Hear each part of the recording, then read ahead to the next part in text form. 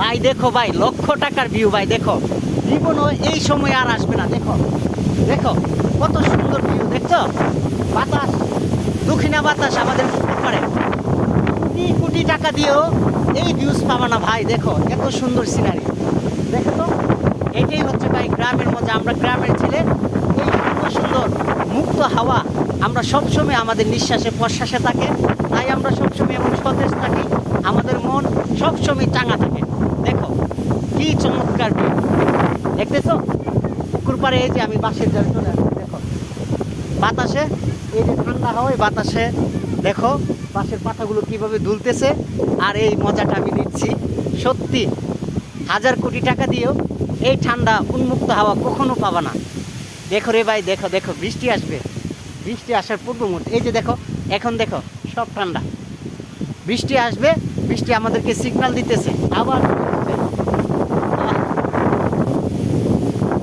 ইয়া ইবাদিয়াল্লাযীনা আমানু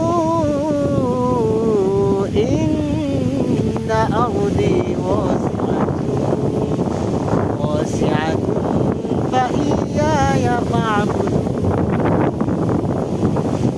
কুল্লু নাফসিন যায়িকাতুল মাউত।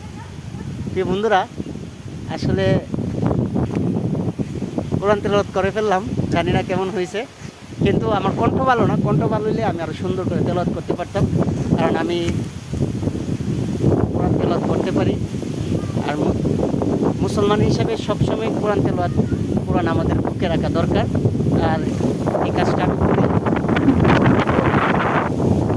আলহামদুলিল্লাহ আলহামদুলিল্লাহ। এই বাতাস কোটি টাকা দিয়ে পাবেন না ভাই, একেবারে মুক্ত মুক্ত। দেখুন কত সুন্দর সতেজ হাওয়া দেখতেছেন। দেখতে থাকুন আর কমেন্ট করতে থাকুন। অবশ্যই কমেন্ট করে জানাবেন। দেখেন তো কি একটা অবস্থা দেখতেছেন। দেখুন মন ভরে যাবে ভাই, মন ভরে যাবে। আসলে কি বলবো, ঘুম ধরতেছে।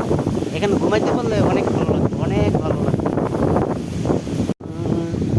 দেখুন বন্ধুরা, দক্ষিণা বাতাস কিভাবে আমাদের পুকুর পাড়ের এই বাঁশের পাতাগুলো, বাঁশের জারের মধ্যে কিভাবে ঠান্ডা হাওয়া দিয়ে যাচ্ছে। এই হাওয়ায় আমিও শীতল বাতাস পাচ্ছি, আমার হৃদয়টা জুড়িয়ে যাচ্ছে। দেখুন আমাদের পুকুর পাড়ের দৃশ্য, গাছগুলো কত সুন্দরভাবে এই বাতাসের সাথে দুলতেছে। চমৎকার একটা অনুভূতি, সত্যিই আমার কাছে অনেক ভালো লাগছে। মনে হয় যে অল্প কিছুক্ষণের মধ্যেই বৃষ্টি আসবে।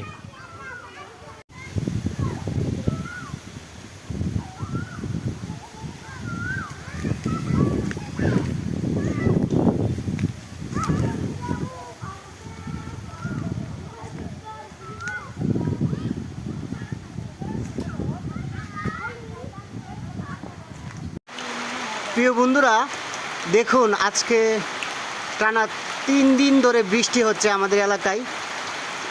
দেখুন কি একটা অবস্থা, বাড়ির উঠোনে বৃষ্টি পড়ছে।